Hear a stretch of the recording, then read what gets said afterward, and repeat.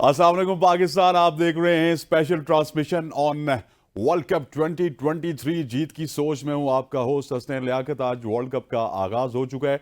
World cup का आगाज तो फीका हुआ, लेकिन हमने कहा कि हम अपनी ट्रांसमिशन बिल्कुल फीकी नहीं करेंगे और कुछ अच्छी अच्छी खबरें भी आपके साथ शेयर करेंगे जो कि पाकिस्तान में तो पसंद की जाएंगी, लेकिन पाकिस्तान के पड़ोस इंडिया में बिल्कुल पसंद नहीं की जाएंगी। जो Vikrant Gupta and company troll कर रहे थे पाकिस्तान को एशिया कप की ओपनिंग के हवाले से कि ओपनिंग अच्छी नहीं हुई, क्राउड अच्छा नहीं हुआ। एटलीस्ट हमने ओपनिंग तो करवाई थी और उसके बाद लेटर पार्ट में पाकिस्तान का जो मैच था नेपाल के साथ, ओपनिंग मैच, उसमें क्राउड बिल्कुल फुल हो चुका था। लेकिन आज सुना यह है कि इंडिया में ये दावे किए जा रहे थे, बाय क्राउड को ये बताया जा रहा था कि आप ग्राउंड में चले जाए क्योंकि पाकिस्तान इंडिया का मैच है, आपको कुछ सरप्राइज मिलेगा, आज कोई प्रैक्टिस मैच है। इस तरह की खबरें हमें इंडिया से मिली है।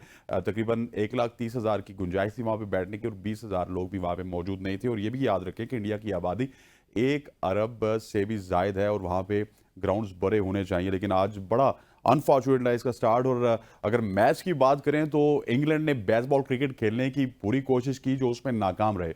उनके बेशतर प्लेयर्स को स्टार जरूर मिला, उस पर कैपिटलाइज नहीं कर सके। अप्रिशिएट करना होगा रूट को कि वो अपनी बेसिक्स पे रहे, इनिंग्स को एंकर करते रहे, लेकिन वो भी 77 रन बना सके और उन्होंने 2-3 पार्टनरशिप्स में ज़रूर साथ दिया। लेकिन उसके बाद जो भी आया उसने खेलने की कोशिश की, बड़े शॉट्स खेलने की कोशिश की और 282 रन बनाया। और जो कि मेरे हिसाब से अगर 450 रन भी बनाते ना तो ये मुश्किल हो जाता। और न्यूजीलैंड ने बहुत आउटस्टैंडिंग खेला, कॉनवाई ने, उसके बाद रविंद्रा ने, और व्हाट अ फाइंडीज। लग रहा था कि शायद ये 6-7वें नंबर पे आती है, इतना अच्छा खेल नहीं सकेंगे, लेकिन आज उन्होंने खेल के बताया कि he is a very very good player. आज हम अपने पैनलिस्ट का आपसे तारुफ करवाते चले। हमारे साथ मौजूद हैं the one and only world youngest cricketer, Asia cup में भी हमारे साथ मौजूद थे और इस वक्त भी हमारे साथ मौजूद होंगे। फर्स्ट क्लास क्रिकेट में उन्होंने 37,000 रन बनाए हैं और हाल ही में जो वेटरन्स वर्ल्ड कप है वो जीत गए, वहां पे भी सेंचुरीज और 50s बना के आए, बड़ी फॉर्म में the one and only Hasan Raza. Hasan भाई, thank you very much for joining us. और उनके साथ हमारे साथ मौजूद हैं जवाद ज़ियारफ, जिनके तजियात आप सुनते रहते हैं और बड़ी गहरी गहरी बातें करते हैं और बड़े ज़बरदस्त तजिए करते हैं। जवाद, आपका भी बहुत शुक्रिया, thank you very much for joining us. Hasan भाई, आप फॉर्म में हैं, रन्स की फॉर्म में भी हैं और मतलब आप वर्ल्ड कप भी जीत के, सबसे पहले उसकी मुबारक भी। और दूसरा ये बताएं कि इंडिया में हो क्या रहा है आज, वर्ल्ड कप का ओपनिंग मैच हो गया, कुछ समझ आई आपको? देखें, ये तो पूरी दुनिया को समझ आ रही है। जिस तरह से एशिया कप में भी देखा कि होस्टिंग हो रही थी, पाकिस्तान कर रहा था, मगर वो चीज़ें हमें नज़र नहीं आ रही हैं अभी भी। फिर जिस तरह से ओपनिंग सेरेमनी हो रही है और वर्ल्ड टूर्नामेंट शुरू हो गया है दुनिया में यहाँ पर, मगर एक हाईलाइट चीज़ें होती हैं, वो एक इनॉग्रेशन जिस तरह होती है वो नज़र नहीं आ रही है। जिस तरह से क्राउड का हमने जिक्र किया कि बहुत क्राउड आता है, 1 लाख से ज़ायद जो है कैपेसिटी है ग्राउंड में, स्टेडियम, मगर ग्राउंड तो खाली नज़र आ रहे थे इतने, इतनी ज़्यादा चार्मिंग भी नहीं थी। और वर्ल्ड कप हो गया, मेंस वर्ल्ड कप का, इसमें तो एक एक्साइटमेंट होती है, सालों बाद ये चीज़ें आती हैं, तो वेल ऑर्गेनाइज होना चाहिए। मजीद मेरे ख्याल में पाकिस्तान और इंडिया का जब मैच होता है उसमें क्राउड ज़्यादा आता है, तो लेट्स ये भी देखते हैं आगे फर्दर मैचेस होंगे। लेकिन इंडिया वाले तो बड़े दावे कर रहे थे कि हमारे ग्राउंड खाली नहीं रहते। अब दावे तो कर रहे थे, मगर अभी जिस तरह से ऑर्गेनाइज किया गया है, लेट्स ही देखते हैं, क्योंकि आईपीएल हो गई, जितने भी इनके मैचेस हैं वहाँ तो क्राउड बहुत पैक रहता है। मगर अब यहाँ देखना होगा, जिस तरह आज बैटिंग देखें कि आप बैटिंग क्लास की बैटिंग पैराडाइज पिचेस बनी हुई हैं, और मुझे लग रहा है कि अब अलार्म बज गया सारी टीमों के लिए वर्ल्ड कप में। जिस तरह से न्यूजीलैंड ने अटैक किया इंग्लैंड के बॉलर्स पे, 9 विकेट से जीते हैं, आउटस्टैंडिंग बैटिंग करी है। और जो वर्ल्ड कप शुरू हो गया तो एक अलार्म सबके लिए, पाकिस्तान के लिए भी है कि जो भी टीम खेलेगी 300 350 रन, 350 से ज़ायद रन करने पड़ेंगे जब जाके आप मैच में होंगे। दोस्ती यारी को खत्म करना होगा, दोस्ती यारी को ख़त्म करना पड़ेगा। और वर्ल्ड कप इवेंट है, ऐसा इवेंट है कि दोस्ती यारियाँ जो है, कंट्री के लिए आप खेल रहे हैं तो कंट्री के लिए आपको डिसीजन लेने पड़ते हैं, और ये इंपॉर्टेंट होगा मेरे ख्याल में। जवाद, आपकी तरफ आते हैं। आज कैसी लगी आपको ओपनिंग सेरेमनी जो कि हुई नहीं, बहुत और उसके बाद ग्राउंड में क्राउड का रिस्पांस कैसा था? फिर हम मैच की तरफ आएंगे। ऑनेस्टली मज़ा अपनी जगह पे मेरे ख्याल में बहुत ही ज़्यादा डिसअपॉइंटिंग था। वर्ल्ड कप का बेसिकली 50 ओवर गेम जो है, this is the pinnacle of world cricket, क्योंकि सारा का सारा फोकस, और दो इतना ज़्यादा 50 ओवर क्रिकेट अब खेली भी नहीं जाती, ज़्यादा लोग इसको ज़रा अप्रिशिएट भी नहीं करते उस हद तक, लेकिन पिनेकल अगर क्रिकेट का अभी भी कहें ना, it's not T20, it's not test match, it's your 50 over world cup. और उसका आगाज़ आपने ये भी ध्यान में रखना है कि पिछले साल की जो फाइनल्स टीमें थी वो खेल रही थी। This was not a mug match, कोई स्लो मैच नहीं था कि एक बहुत बड़ी टीम किसी छोटी टीम के साथ खेल रही है। This was the last years final, दोनों बड़ी टीमें खेल रही थी आपस में, और इस तरह का टर्न आउट क्राउड का वाज वेरी वेरी डिसअपॉइंटिंग। जिस तरह आपने पहले कहा कि अगर वो पाकिस्तान को इस तरह उन्होंने मतलब ये उन्होंने हम लोगों ने ट्रोल किया था, उन्होंने कि जी क्राउड नहीं है या कोई मामला, इसमें मेरे ख्याल में probably they spoke too soon. बहुत ज़्यादा ना जल्दी वो कुछ बातें कर गए। एंड फ्रैंकली आपको जो ना इस तरह की बात करने से पहले ना you have to be very very careful, क्योंकि एक इवेंट आपके घर में भी होने जा रहा है और अगर आपने ऐसी बात करनी थी ना तो you should have had a plan. लेकिन बहुत अनफॉर्चुनेट है। और इस तरह के पिनेकल, मैंने बताया जैसे पिनेकल टूर्नामेंट का, अगर ऐसे टूर्नामेंट का ओपनिंग सेरेमनी भी नहीं होगी और फिर रिस्पॉन्स इस तरह का होगा तो it's very very disappointing. Opening ceremony हुई क्यों नहीं, क्या खबरें?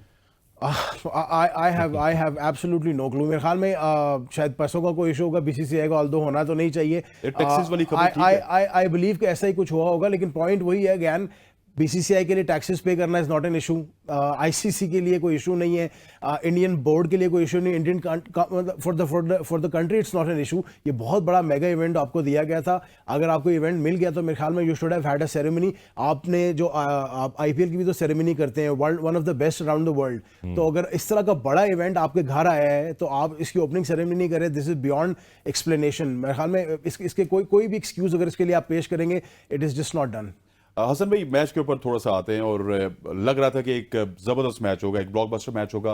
आगाज भी अच्छा हुआ, ठीक है, 40 पे पहली विकेट के लिए इंग्लैंड की, लेकिन उसके बाद उनको स्टार्ट मिलता रहा, जो भी बैट्समैन आया उसने स्टार्ट लिया, लेकिन क्या हुआ कि इंग्लैंड 282 पे बिल्कुल कोलैप्स नजर आया हमें, और न्यूजीलैंड उसी विकेट पे लग ही रहा था कि अगर 500 भी लगे होते तो 500 की तरफ भी हो जाता। बिल्कुल टॉस जीत के, मगर एक चीज़ थी कि डे में और नाइट में फ़र्क नज़र आया हमें, डिफरेंट बिल्कुल। अहमदाबाद की पिच थी और थोड़ा सा टर्न हो रहा था डे में ना, स्पिन हो रहा था बॉल, मगर जिस तरह चेस किए उस टाइम फ्लैट हो गई थी पिचेस, और पिच पे रोल भी हुआ था।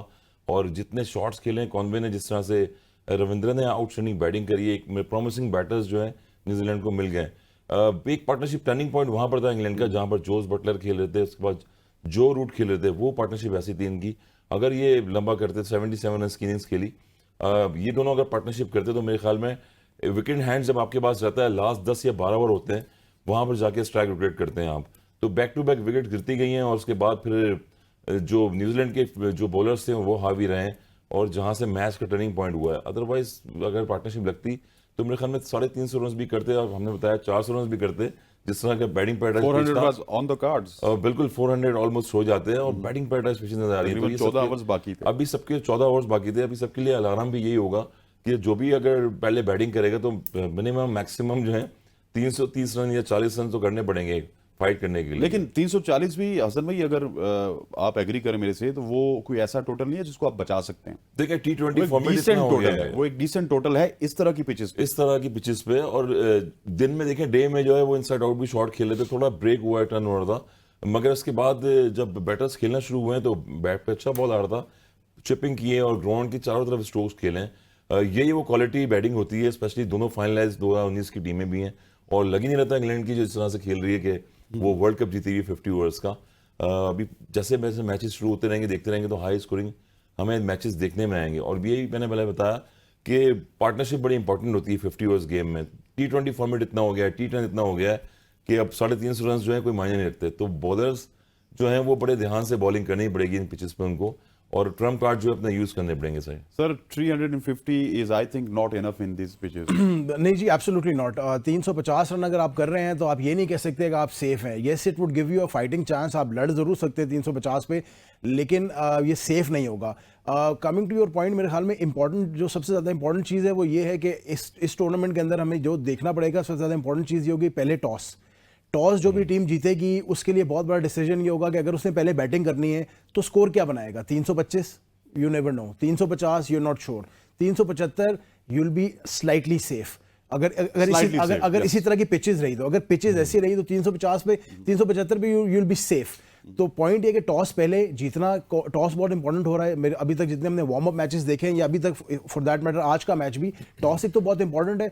और सेकंड पार्ट जो है वो ये है कि शाम के टाइम में जब लाइट्स ऑन हो रही है ना, तो बॉल बैट पे बहुत अच्छा आ रहा है। दिन में थोड़ा थोड़ा बॉल स्लाइटली स्पिन भी हो रहा है, थोड़ा सा बिल्कुल मामूली सा फंस भी रहा है, बहुत ज्यादा फर्क नहीं है लेकिन स्लाइटली फंस रहा है। लेकिन जब शाम को आप बैटिंग देख रहे हैं ना, अंडर लाइट्स बॉल इतना जबरदस्त बैट के ऊपर आ रहा है, स्किड हो रहा है, और मतलब बॉल मिडिल हो रहा है, बाउंस भी ट्रू है, और ज्यादा स्पिन भी नहीं हो रहा। तो मेरे ख्याल में toss will actually play a very very important role throughout the tournament. और अगर पिचेस ऐसी रही तो नथिंग इज सेफ। 350, 375 प्रॉबेबली। आज आपने देखा कि इंग्लैंड ने बेसिकली, आपने खुद भी जिक्र किया था, बैस बॉल क्रिकेट वो फॉलो करते हैं। बैस बैसबॉल क्रिकेट खेलने की उन्होंने कोशिश की।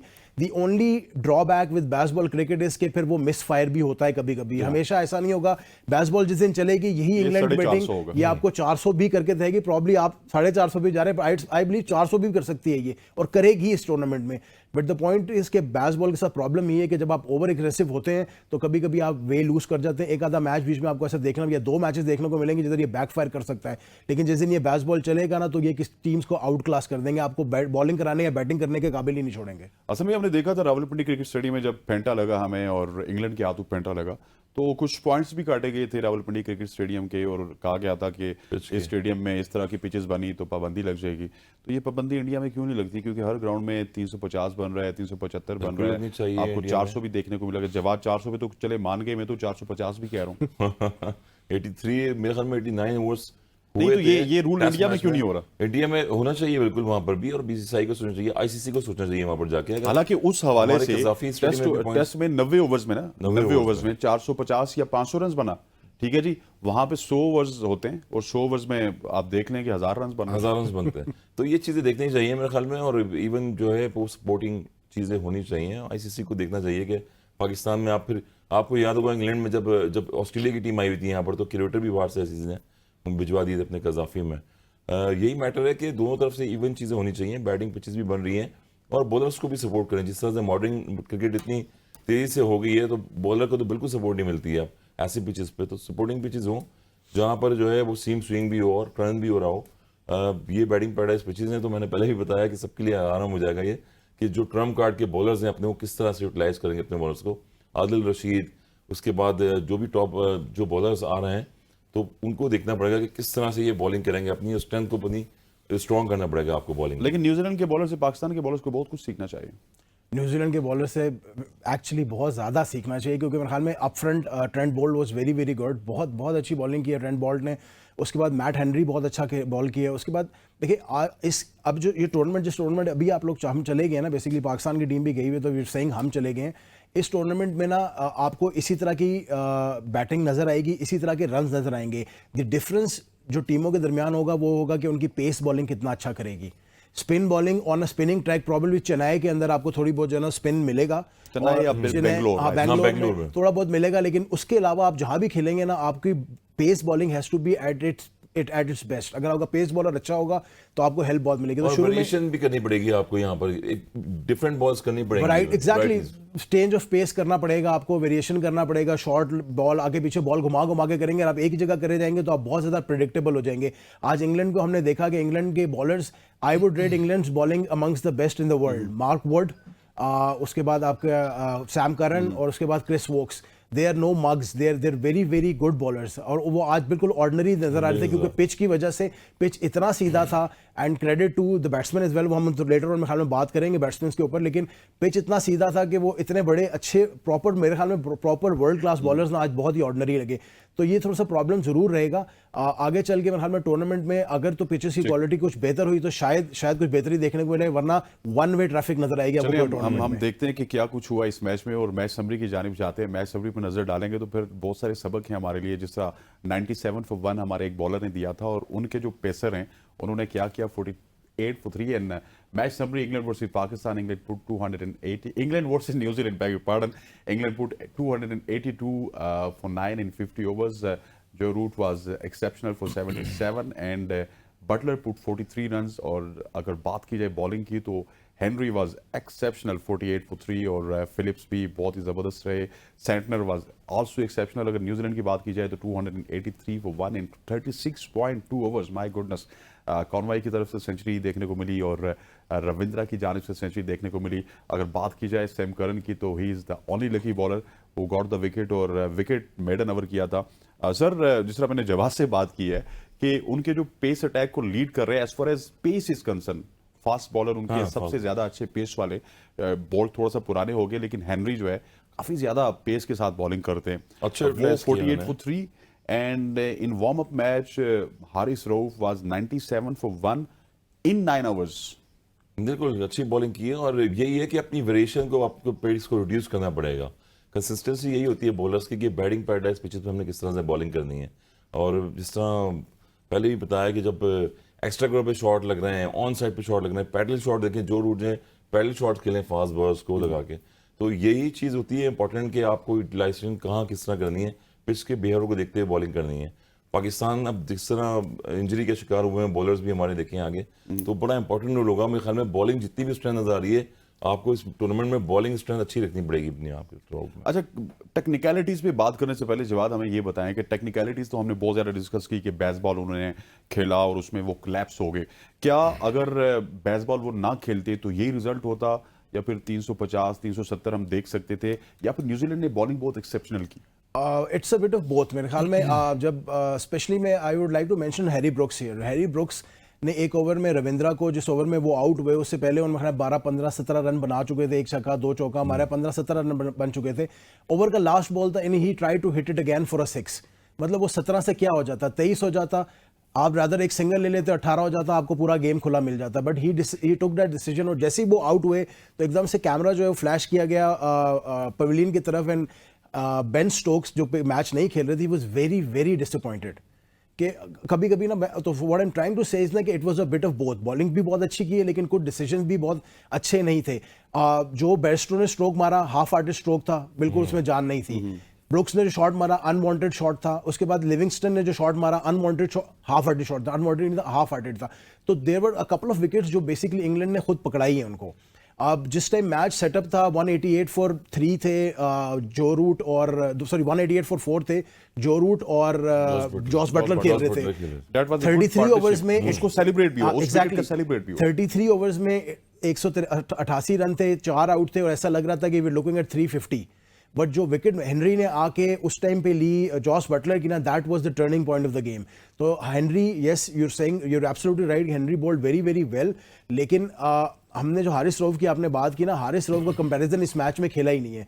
हारिस रऊफ का डायरेक्ट कंपटीशन जो था ना वो लोकी फर्गसन था। तो मेरे ख्याल में इस टूर्नामेंट के अंदर एक और चीज जो बहुत देखने वाली है कि आज मार्क वुड खेला, जो कि हारिस रऊफ का डायरेक्ट कंपटीशन है, ठीक ठाक मार पड़ी है।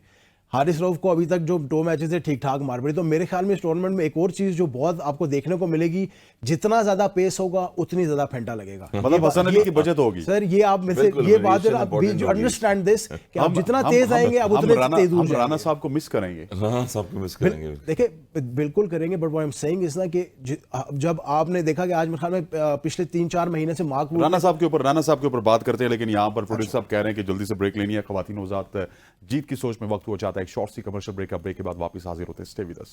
Welcome back to show. We were talking about Rana Faheem Ashraf and Rana Faheem Ashraf की अगर बात की जाए तो पेस थोड़ा सा कम हुआ है शाहीन शाह अफरीदी से। मैं चाहूंगा कि मैं जवाब से ही कंटिन्यू करूं। हसन भाई, विद ऑल ड्यू रिस्पेक्ट, इनका जवाब मैंने काटा था। जवाब, राना साहब अगर उनको लेके जाया जाता, जिस तरह की विकेटें हमें नजर आ रही हैं, वो बड़े हैंडी होते हैं। और शाहीन को भी अब समझाना होगा कि आप एक्स्ट्रा पेस की जरूरत आपको नहीं है, आप थोड़ा सा कम पेस से बॉल करवाएं, क्योंकि हमने देखा है कि जो भी एक्स्ट्रा पेस से बॉल करवाते हैं वो मार खा रहे हैं। देखिए, मेरा टेक तो राना साहब पे ये है कि मेरे ख्याल में वो उनको मिस जरूर किया जाएगा, लेकिन उनको मिस करेगा उनका रोटी गैंग, क्योंकि वो जो इंडिया के अंदर बहुत सारे खाने, बहुत अलग अलग किस्में हैं, तो शायद वो गैंग उनको मिस करेगा। I don't think Pakistan team कुछ उनको ज़्यादा मिस करने वाली है। As far as Shaheen is concern, yes आपको वेरिएशन को बहुत ज़्यादा करनी पड़ेगी, क्योंकि हमने ये बात देख ली हुई है, अभी तक एविडेंट होगी ये बात कि आप जितना तेज़ करने की कोशिश करेंगे, बॉल इधर उधर नहीं, मतलब इधर उधर से मुराद ये होती है कि एक आगे की, एक थोड़ी सी पीछे की, एक थोड़ी बाहर की लेफ्ट पे, एक थोड़ा मिडिल में किया, इस तरह की वेरिएशंस के साथ स्लो डिलीवरीज की, स्लो बॉल बाउंसर्स किए, इस तरह की बॉल्स करेंगे तो ही जाके बचत होगी। लेकिन अगर आप ये कोशिश करेंगे कि मैं एक ओवर में 3-4 जो है वो एक जैसी बॉलें कर दूं, नहीं भाई, ये यहाँ नहीं चलने वाला। और जगह पे जरूर चल जाता, तो this is going to be very very tough. और ये सिर्फ पाकिस्तान के लिए नहीं है, लेट्स बी ऑनेस्ट, ये हर किसी के लिए बहुत मुश्किल होगा।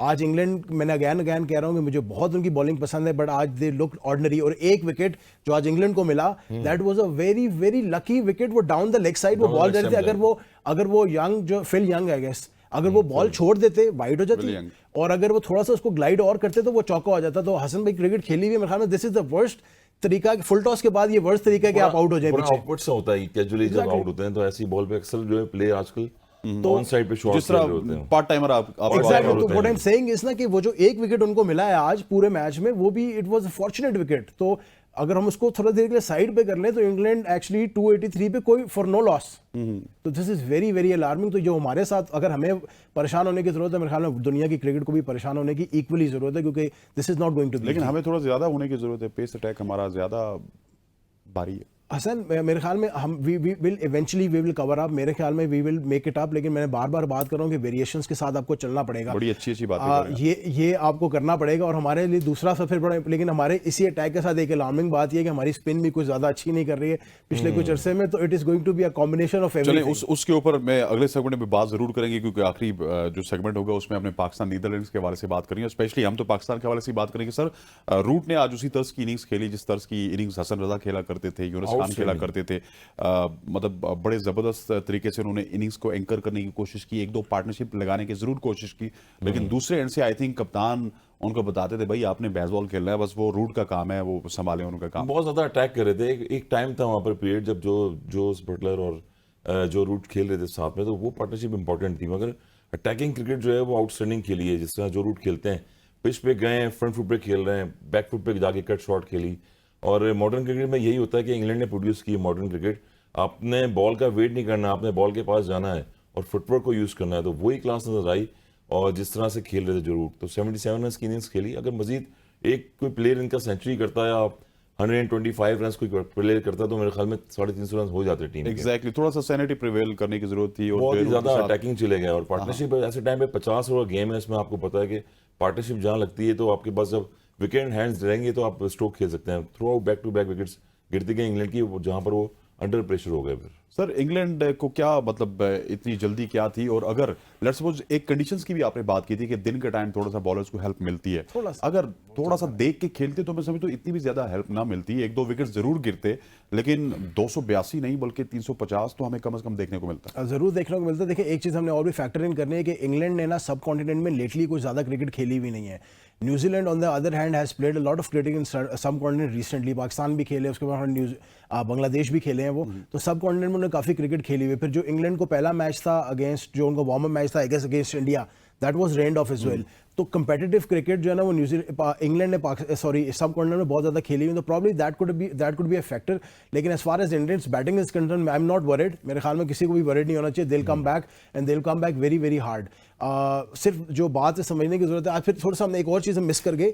ग्लेन फिलिप्स जो कि नॉन रेगुलर बॉलर हैं, वो आके पहले मोइन अली का विकेट लेते हैं, उसके बाद एक ओवर में 3 रन देते हैं, और फिर जब अगला ही बॉल करते हैं, जब दूसरे ओवर का पहला बॉल करते हैं, तो जो रूट को आउट कर देते हैं। दिस इज एग्जैक्टली, तो दिस इज समथिंग जो कि हम ये बात कर रहे थे ना कि न्यूजीलैंड ने बहुत अच्छा किया। I believe they did well, लेकिन कुछ उनको ना बहुत ज्यादा हेल्प भी मिली बहुत सारी चीजों। Glenn Phillips is not the kind of bowler जिसको आप कह रहे हैं कि यार वो 2 विकेट लेगा और रूट का और मोइन अली का विकेट ले जाएगा 3 ओवर में। तो this is something that went with New Zealand today. New Zealand were actually they were good but they were lucky as well। देखिए, ऐसी पिचेस पे फिर आपको यूटिलाइज करना पड़ता है ना। अगर मेन बॉलर आपकी पिटाई लग रही है तो आपको लिविंगस्टोन जैसे देखेंगे, वो भी लेग स्पिन कर रहे हैं, बीच में बॉल कर रहे होते हैं।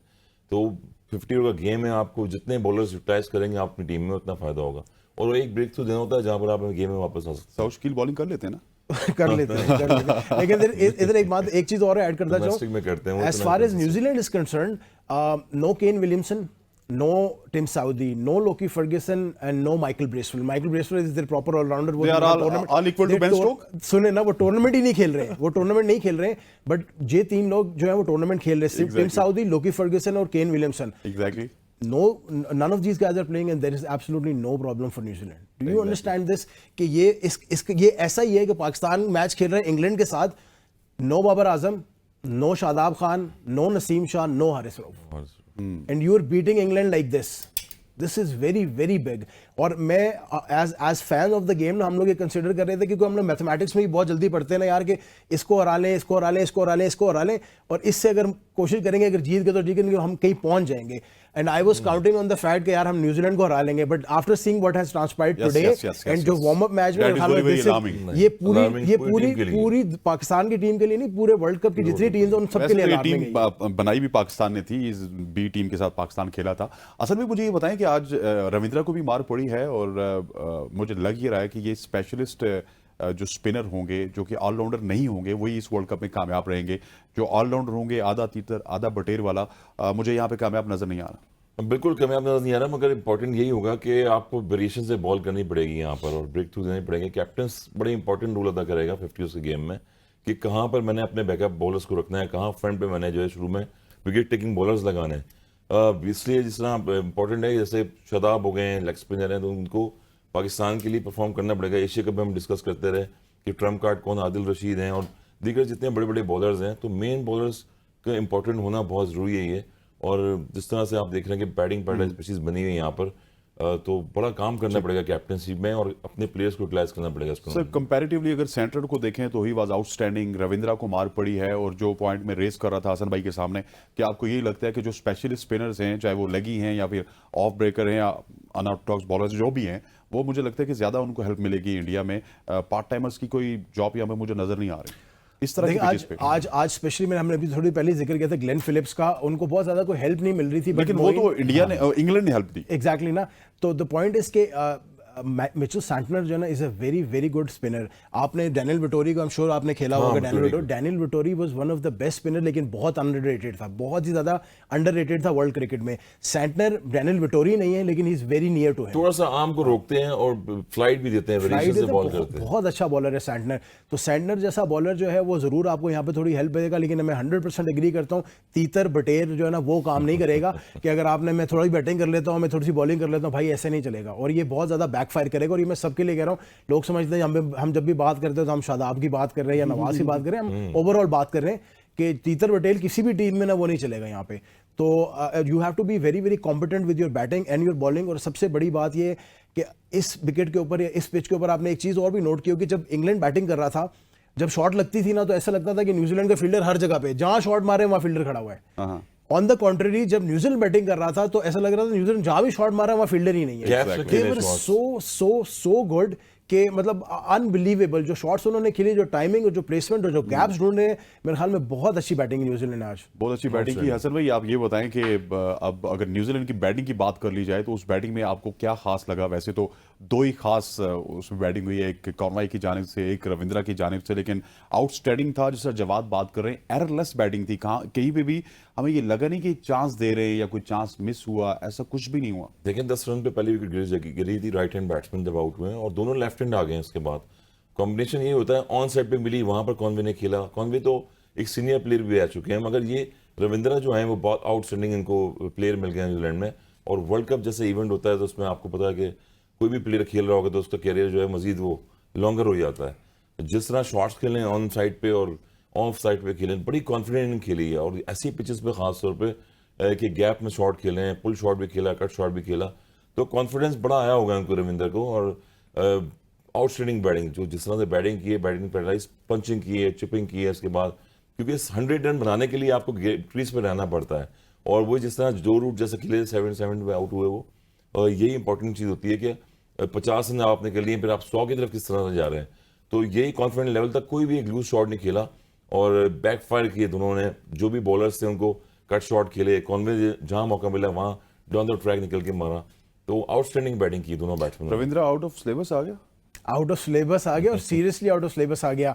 अगर तो लोकी फर्ग्यूसन आज अब अगर लोकी फर्ग्यूसन आज इसकी मिसाल मैं आखिर में भी दूंगा, एक आपको कट कर रहा हूं। हमने एक क्वेश्चन पुट किया, गिफ्ट हैम्पर्स का सिलसिला जारी है और फोरकास्ट की जानिब से हम गिफ्ट हैम्पर्स दे रहे हैं। तो हमने जब ये पूछा कि मैन ऑफ द मैच कौन होगा, ये फोरकास्ट आपको नजर भी आ रहा होगा, तो एक कमेंट आया रविंद्रा जडेजा को, और हमें पिक एंड चूज नहीं करना पड़ेगा। इसका रविंद्रा का जडेजा याद आ जाता है, पिक एंड चूज नहीं करना पड़ा, एक ही कमेंट आया कि हम जिसको इनाम दे सकें। Out of syllabus, out of syllabus आ गया, जिसने ऐसा फ्लूक मारा और वो फ्लूक ट्रू हो गया। अगर लोगी फर्ग्यूसन फिट होते तो रविंद्रा आज मैच नहीं खेलते। अगर केन विलियमसन फिट होते तो केन विलियमसन 1 डाउन खेलते, Ravindra probably would have batted 5 और 6 और 7। तो मेरे ख्याल में everything was perfectly made for Ravindra today. मतलब हर चीज़ उनके लिए बिल्कुल परफेक्टली बैठी है। केन विलियमसन का ना खेलना, लोकी फर्ग्यूसन का ना खेलना, और उसके बाद जिस तरह उस लड़के ने आगे बैटिंग की है, इमैक्युलेट टैलेंट, मतलब एक्सेप्शनल टैलेंट। सबसे अच्छी बात, हर बंदे को ना क्रिकेट गेम देखने का अपना तरीका होता है। मेरा गेम देखने का नज़रिया ये है कि मैं ये देखता हूँ कि यार उसकी इनिंग्स में चांसलेस कितनी थी और क्लासी कितनी थी। मेरे लिए कंसर्न इतना ज़्यादा नहीं है कि कितने छक्के मारे, कितने चौके मारे, इससे ज़्यादा इंपॉर्टेंट ये है कि वो चांसलेस इनिंग्स थी कि नहीं। And it was a purely chanceless innings. उन्होंने किसी भी टाइम पूरे मैच के अंदर इंग्लैंड को अपॉर्चुनिटी नहीं दी। और सबसे बेस्ट बात इस इनिंग्स की ये थी कि अक्सर सर हम देखते हैं कि हम जब इस तरह के हमारे लड़के परफॉर्म कर रहे होते हैं ना, फिर हम बार बार अपने पे आना पड़ता है अनफॉर्चुनेटली। लेकिन हमारा लड़का जब 100 कर लेता है ना, उसको लगता है यार बस मैंने दुनिया फतह कर ली है, और फिर 100 करते करते एकदम से वो अचानक आउट हो जाते। They made sure, specially Ravindra को क्रेडिट में दूंगा, he made sure that he finishes the match. Jawad, यहाँ से हम डिस्कशन को कंटिन्यू रखेंगे, थोड़े एक दो सवालात इस हवाले से भी हम आपसे करेंगे, लेकिन खवातीन वज़ात यहाँ पर वक्त हो जाता है एक शॉर्ट सी कमर्शियल ब्रेक के बाद वापस आएंगे तो हम रविंद्रा के ऊपर भी डिस्कस करेंगे और थोड़ा सा इंग्लैंड की बॉलिंग को भी टच करेंगे और फिर अगले मैच के ऊपर भी बात करनी है जो कि है पाकिस्तान वर्सेज न्यूजीलैंड का। स्टे विद अस।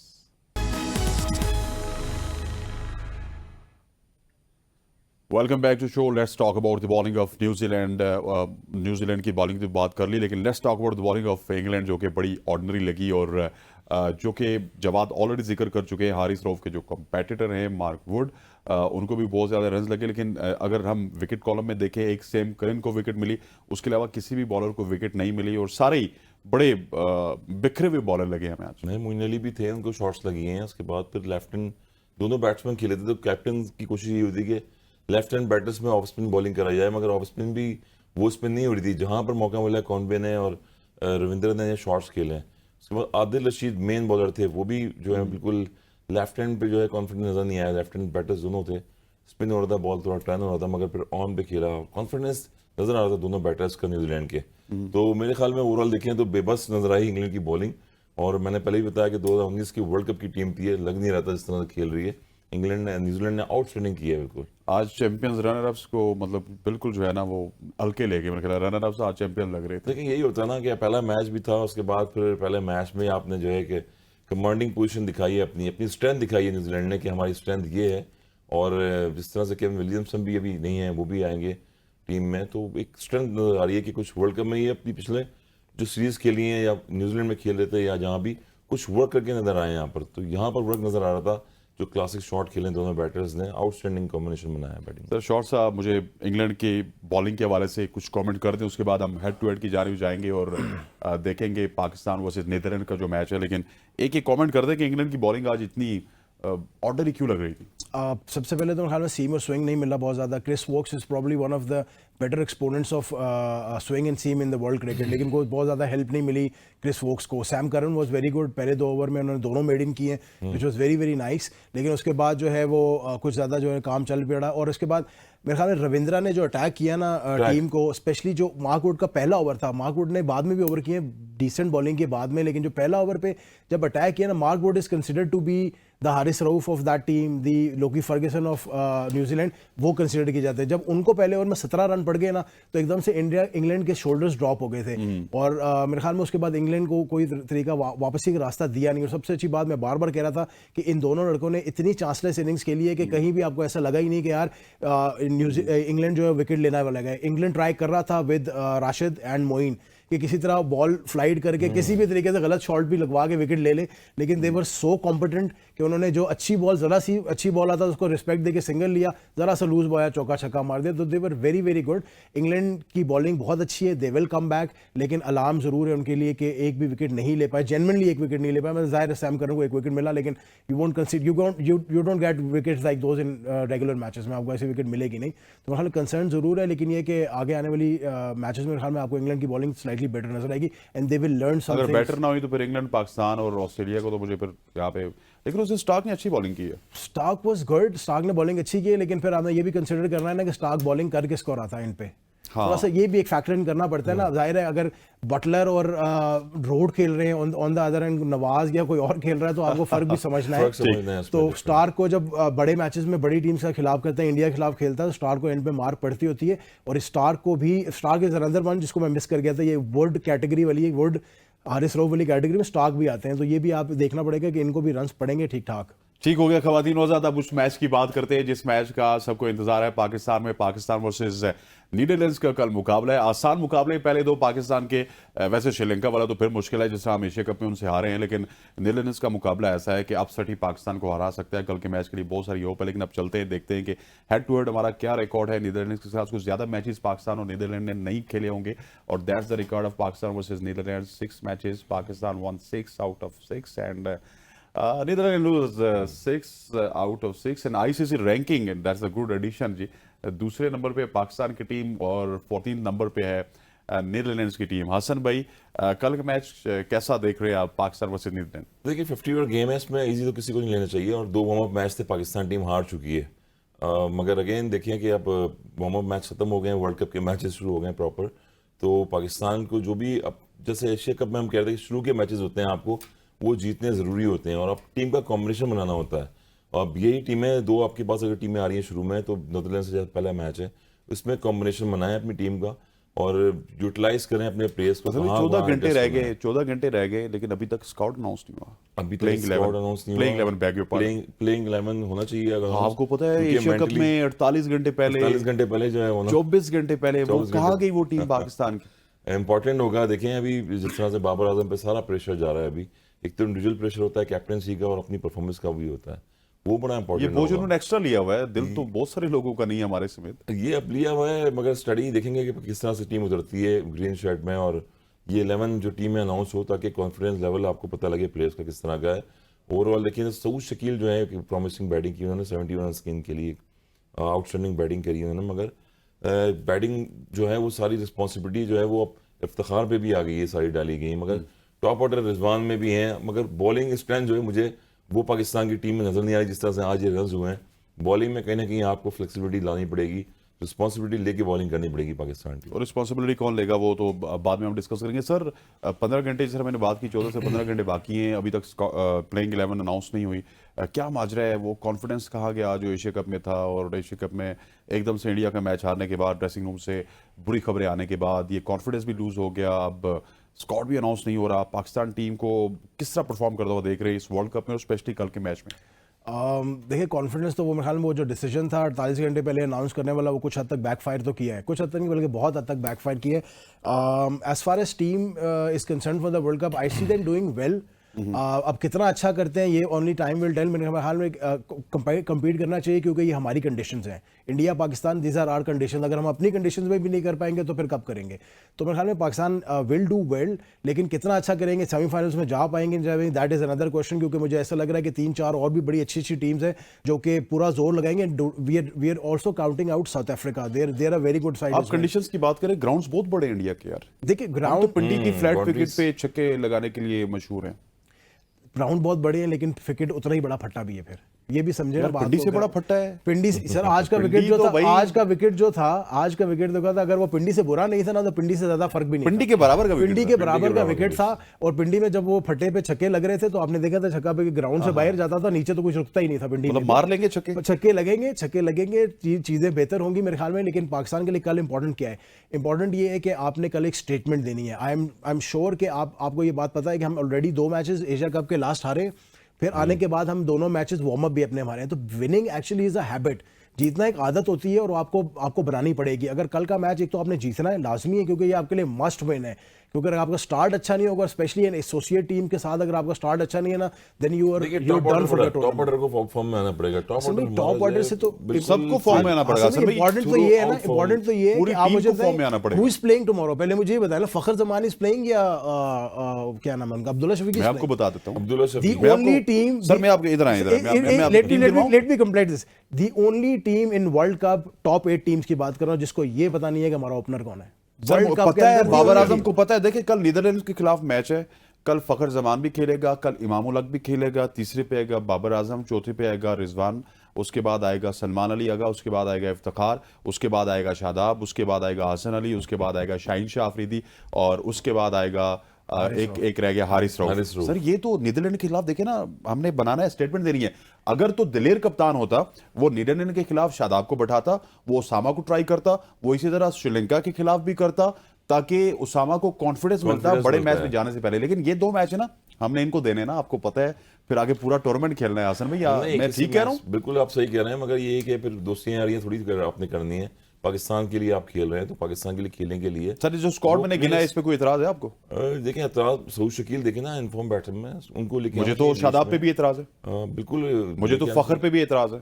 आज मैं सुन रहा फखर, था, आई डोंट थिंक, मैं भी हसन भाई के साथ हूं, आई डोंट थिंक फखर इज अच्छा स्टार्टिंग। आज एक और मैंने बात सुनी कि इमाम को शायद ड्रॉप करके अब्दुल्ला शफीक को लाया जाए। अब्दुल्ला शफीक ठीक है, बैटर्स चॉइस हैं, नया बॉल भी खेलते हैं ऊपर से, अच्छा बैटर हैं। That would be terrible, that would be terrible कि अगर इमाम को ड्रॉप करके फ़खर को अकोमोडेट करने के लिए अब्दुल्ला को खिलाया जाएगा।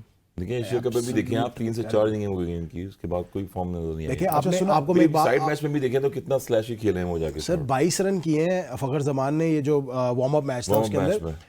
Here something fruit for thought है कि आप दोनों के लिए, आई एम श्योर आप दोनों ने मैच तो देखा ही होगा, फिर भी मैं आपको रिवाइंड करता जाता हूँ। 22 रन थे, मैक्सवेल आया 7वें ओवर में।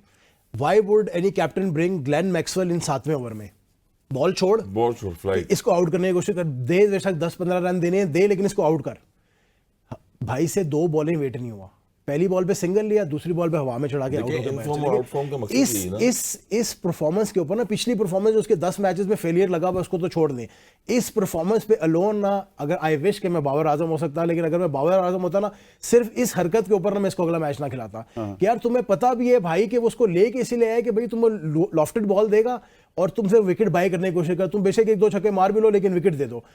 भाई ने 1 ओवर सबर नहीं किया, तीसरी बॉल पे आउट हो गया। आगे तो मेरे ख्याल में शू हॉर्न करना है तो आपकी मर्जी है, जगह किसी सूरत नहीं बनती उनकी, कोई ऐसी परफॉर्मेंसेस उनकी ऐसी नहीं है। और जो उन्होंने वार्म अप मैच खेला उसमें भी पैथेटिक लगे, specially off side the off stump. Starc ने जो इस आउट होने से पिछला ओवर जो स्टार्क ने किया, उस ओवर की आखिरी बॉल पे इन्होंने चौका जरूर मारा, लेकिन पहली 5 बॉलें ना स्टार्क ने ऑफ के बाहर सुंघाई है उन्होंने, समझ ही कुछ नहीं आ रही, बैट टच नहीं रहा, आखिरी बॉल थोड़ा सा स्टार्क ने अंदर के तो चौका मार दिया। तो मेरे ख्याल में स्ट्रगलिंग बिग टाइम खिलाना बहुत बड़ी गलती होगी, स्ट्रेटजी होनी चाहिए। और आपको पता है कि देखें लाहौर कलंदर के, सर मेरी बात नहीं सुन रहे हैं। लाहौर कलंदर के आउट ऑफ फॉर्म और इन फॉर्म क्या होता है बैटर्स, आपको फॉर्म में वापस लेके आना पड़ता है अपने आप को, उसके लिए सर ये चीफ सिलेक्टर टीम के साथ क्या ढूंढ रहे हैं? उनको यहाँ पे सिलेक्शन का ठेका हमने दिया हुआ है, मिलियंस की उनको तनख्वाहें मिल रही हैं, ठीक है आपके दोस्त हैं, लेकिन वो टीम के साथ क्या ढूंढ रहे हैं? फिर मुझे लग रहा है कि 14 के बाद एक और गुब्बारा फूटेगा, जो खबरें आ रही हैं कि इंजमाम और मिकी आर्थर के दरमियान आपको जंग होते हुए नजर आएगी।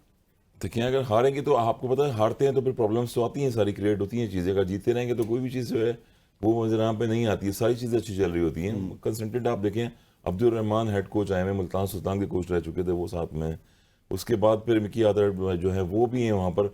ऑनलाइन सिस्टम बनाया हुआ है, ऑनलाइन बैठ के वीडियो पे टीम डिसाइड हो रही है। क्रिकेट ऑन द ग्राउंड है, क्रिकेट में अगर आप देखें तो ऑन द ग्राउंड चीज़ें होती हैं, वो समझानी होती हैं, वो कम्युनिकेशन विद द कैप्टन होती हैं चीज़ें, जिसमें डिस्कस करना पड़ता है, कॉन्फिडेंस लेवल जो है प्लेयर्स को देना पड़ता है। ये कल का मैच होगा, इसमें देखते हैं कि किस तरह से पाकिस्तान टीम खेलती है, और आने वाले मैच बड़े टफ होंगे। और ये 50 ओवर्स का गेम है, इसमें आपको गेम प्लान से जाना पड़ेगा। इंतजाम के हवाले से बताया गया है कि इंतजाम कहते हैं कि जिस तरह टीम चल रही है उसी तरह उसको चलने दिया जाए। टीम डायरेक्टर कहते हैं कि नहीं, हमें एक्सपेरिमेंट्स भी करने चाहिए according to stats and condition, सारे मामला करने चाहिए। और एक सर जंग चल रही है इंतजाम उल हक और टीम डायरेक्टर के दरमियान, जो कि फूट सकती है अगर हम इंडिया से मैच हार गए 14 का।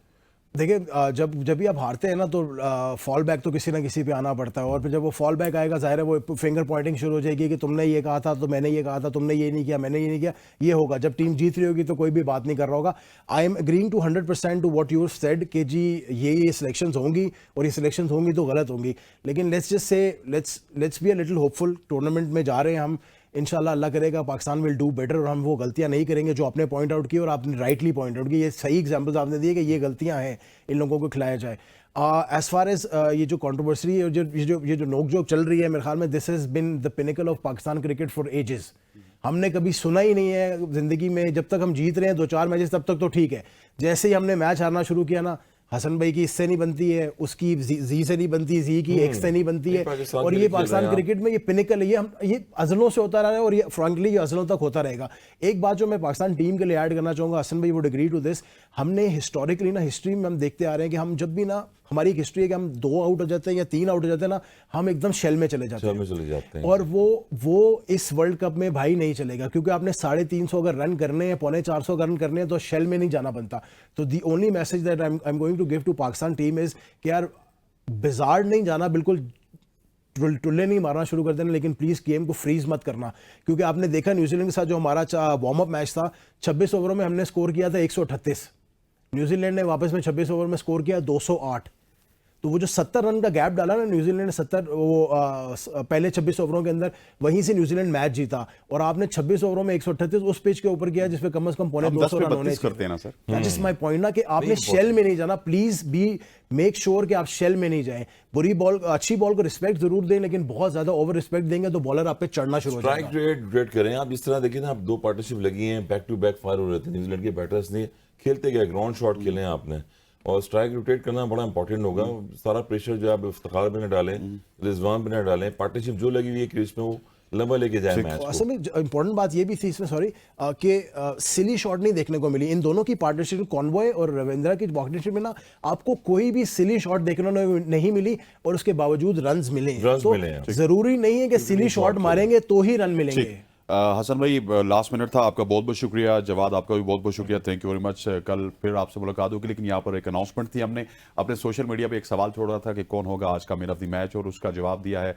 एक ही जवाब आया हमें, रावलपिंडी से या इस्लामाबाद से उनका ताल्लुक है, यासीन उनका नाम है। यासीन का कॉमेंट आया था कि रविंद्रा जो है वो होंगे विनर, और वही विनर हुए। उसके पास फोरकास्ट का ये जो गिफ्ट टेम्पर है ये पहुंच आएगा। और कल के लिए भी यही सवाल है कि आपने कट ऑफ टाइम से पहले, जब मैच खत्म होने के करीब करीब हो, तो उससे पहले आपने हमें मैन ऑफ द मैच बताना है। कौन होगा हमारा मैन ऑफ द मैच कल के मैच का, कि अब उसका ताल्लुक पाकिस्तान से होगा, फिर नीदरलैंड से, और उसके बाद हम आपको फोरकास्ट की जानिब से एक ज़बरदस्त गिफ्ट टेम्पर आपके घर में आपको मौसूल होगा इंशाल्लाह। कल तक के लिए दीजिए इजाज़त, इंशाल्लाह कल मुलाकात होती है। अल्लाह हाफिज़।